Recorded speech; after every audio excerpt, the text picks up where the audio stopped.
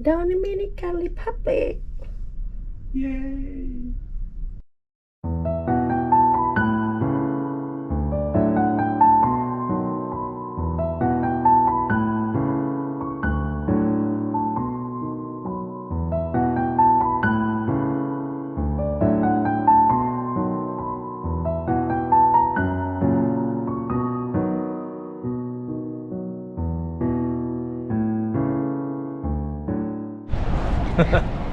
Hello good afternoon ทุกคนที่นี่คือ Amber Cove สวัสดีครับ Dominican Republic เย้ตรงนี้คือ Amber Cove Cruise Port นะคะ ตรงนี้ก็เป็น Duty Free นะคะ เหมือนทุกๆ พอร์ตที่มี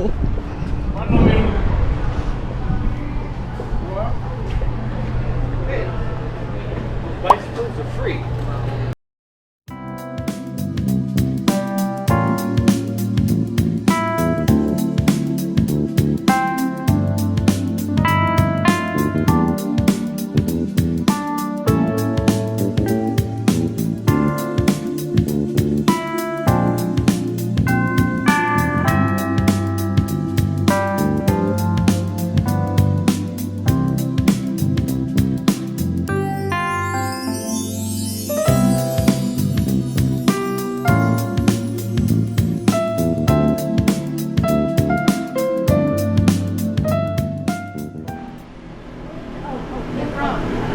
Chicken Here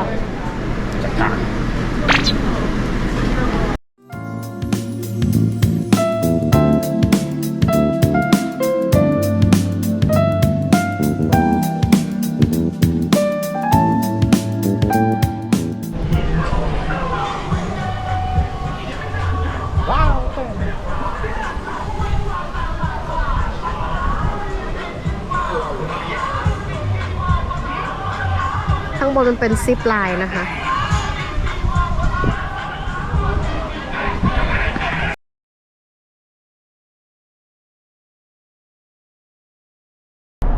กลับมาแล้วตอนนี้เราก็กลับเข้าฝั่งที่นิวยอร์กแล้วนะคะ จบทริป 12 วันที่แถบแคริบเบียนนะคะ สนุกมาก ขอบคุณที่ติดตามกันนะคะทุกคน บ๊ายบาย